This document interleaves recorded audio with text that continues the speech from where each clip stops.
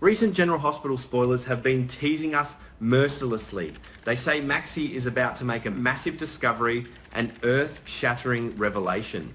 People often use the phrase life-changing loosely in the world of soaps. But this time, I assure you, it's not just a minor ripple. It is the collapse of a universe. It will tear through the lives of one or perhaps a whole chain of people entangled in the most morbid web of lies Port Charles has ever seen. But what is that secret? What could make Maxie's heart bleed once again after all these years of trying to stitch her life back together? Let me ask you a question. Do you really know who is lying next to you every night? When Maxie strokes the face of the husband she loves, when she calls his name in her dreams, does she know she is touching a mask made of flesh and blood? Off screen, the fans and I have begun piecing together the smallest clues. We've felt this abnormality for a long time, a sinking feeling in the gut every time Nathan appears. Do you remember those times he seemed to forget a minor detail about their past? Those moments when his eyes turned cold, hollow, lacking the signature warmth of a man who was once willing to sacrifice everything for love? We delved into self-delusion, telling ourselves it was psychological trauma, that past events had changed him. But no, the truth is much more brutal. The current Nathan is a fake. The real Nathan, the man with the radiant smile and the righteous heart, died a long time ago. The death we mourned on screen, the death we thought was reversed by a miracle of scriptwriting, was actually the cold, hard truth. The return of Nathan was merely a perfectly staged play. The man living his life, breathing his air, kissing his wife and holding his children is actually Cassius. Cassius, Nathan's twin brother, an existence buried in the shadows that even the real Nathan, during his lifetime, and everyone around him never knew existed. But Cassius isn't acting alone. A perfect play needs accomplices, people to hold the curtain and hide the bloody stage. Before diving into Cassius's ultimate crime, we need to understand why he is here and who is pulling the strings. If he were alone, Cassius might have been exposed long ago, but he is protected. Or rather, two other people hold this lethal secret, Britt and Sidwell. They know very well that the current Nathan is a fraud. But instead of exposing him, they are the bricks building the wall that hides his true identity. Why? For profit? Out of coercion? Or for a darker purpose greater than a human life? The matter might have been buried forever under the dust of time. Cassius would continue living his brother's life. Britt would continue her routine, and Sidwell would continue pulling strings from the shadows. That picture would be perfect if not for internal conflicts. But as they say, a secret kept by three people is only safe when two of them are dead. Cassius, Britt and Sidwell are currently tied together on the same boat, Cold Fusion Research, a mad scientific project with the potential to change global power and finance. But this isn't an alliance of passionate scientists. This is an alliance of devils, desperation and blackmail. If we look a bit deeper into the structure of this team, it's clear that Sidwell is the head. He is a venomous spider weaving a web. Sidwell isn't just an investor, he is the manipulator, forcing and leading both Britt and the fake Nathan, Cassius, down this path. He uses their fatal weaknesses to force them into serving the Cold Fusion project. Cooperation, not based on voluntary spirit, is always a ticking time bomb.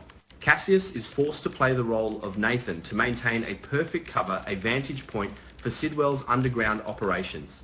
Britt is bound by her very life. And that bomb began its countdown when external events struck.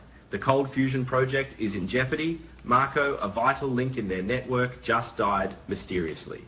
Meanwhile, Cullum, another powerful tool ally, is seriously injured, temporarily bedridden and completely useless. The balance has been broken. Sidwell is losing control, and a beast cornered becomes more vicious than ever. He needs to reorganize everything, reshape the project's structure, and most importantly, he needs a scapegoat for Marco's death. An emergency meeting has been scheduled. The location is none other than Windermere Castle, a gloomy fortress containing countless dirty secrets of Port Charles. The cold stone walls of Windermere are about to witness a confrontation that could tear off Cassius's mask forever. The meeting between Sidwell, Cassius and Britt takes place in absolute secrecy. Sidwell has calculated everything to ensure no one can get close, but he forgot one person, Ava Jerome. Ava is not a woman easily fooled. and she has a privilege no one else has right now. She is Sidwell's girlfriend. By this status, Ava has the freedom to move through Windermere Castle without a hint of suspicion or interference from security. I explain this detail so fans don't find it forced or wonder why Ava appears in such an impregnable place at the most sensitive time. Ava's presence is perfectly logical, and it is the catalyst for the collapse. That night, the wind howled through the towers of Windermere. Ava walked down the dim hallway, perhaps intending to find Sidwell for something trivial.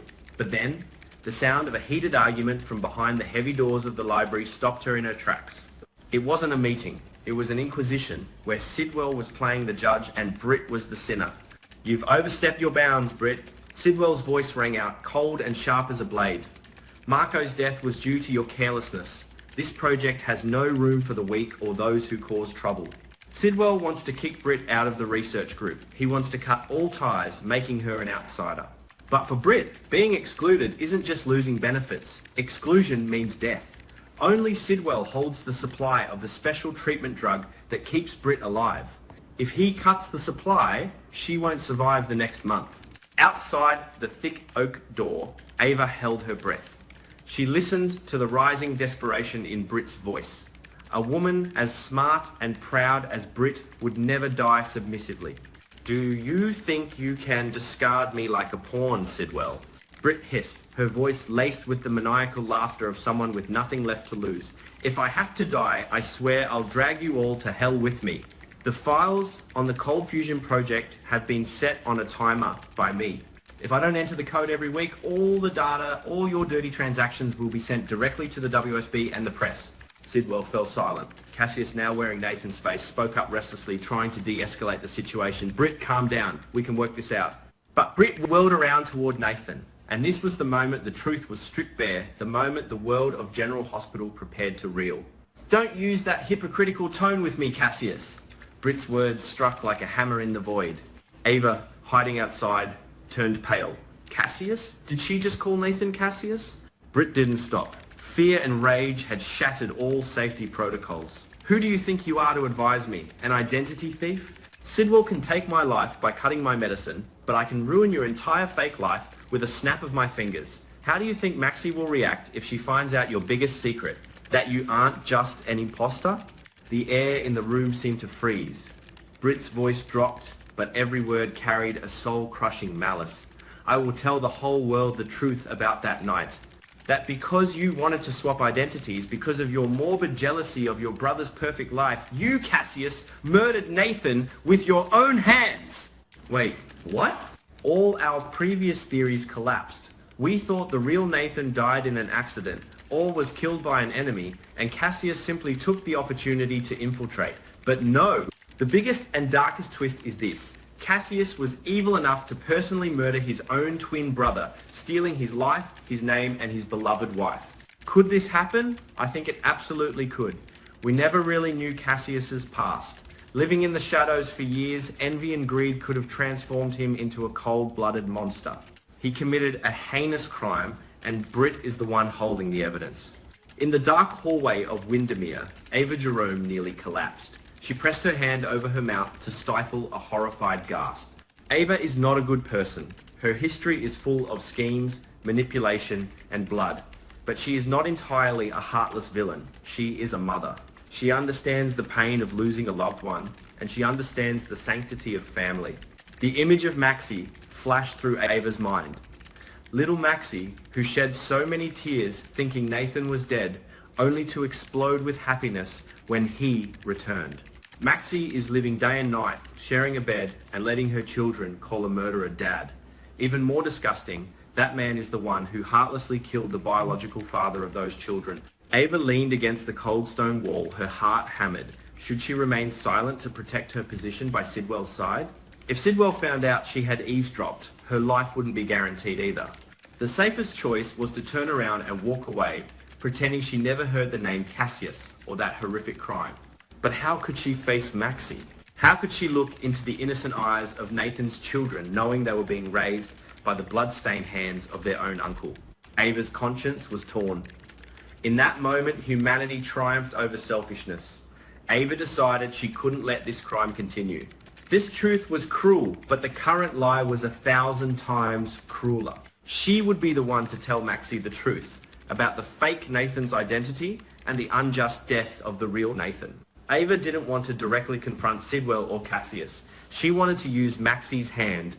She expected that with Maxie's fierce love for her late husband, Maxie would be the one to stand up, expose everything, topple this empire of lies, and demand justice for Nathan's soul. The next scene, I imagine, takes place on a gloomy afternoon in Port Charles. Maxie is standing in her living room smiling as she watches Nathan playing with the kids on the lawn through the window. Her eyes are filled with a false peace. At that moment, there is a knock at the door. Maxie opens it. Standing there is Ava Jerome, her face pale, her eyes a complex mix of pity and resolve. "Ava, what's wrong? You don't look well," Maxie asks, her smile not yet faded. Ava looks deep into Maxie's eyes and takes a very deep breath. Behind this door, the life Maxie worked so hard to build is about to crumble into ash. "Maxie, I have something I need to tell you." Ava's voice is shaky but firm. "About Nathan. About the man standing out there in the garden." The camera slowly zooms in on Maxie's face as her smile freezes, sensing the cold air emanating from Ava's words. Soon, Cassius's most vicious secret will be exposed to the sunlight. He won't be able to hide under the mask of the fake Nathan anymore. Cassius's sick game might be coming to an end. But what is the price of this truth? Will Maxie have enough strength to endure this shock, or will it drag her into an abyss from which she can never escape? And when Sidwell finds out Ava betrayed him, what cold-blooded war will truly break out in Port Charles? The answer remains open, waiting for the next episodes of General Hospital to air. As for you, are you ready to watch their world collapse? The red velvet curtain has slowly begun to close, but the nightmare has only just begun.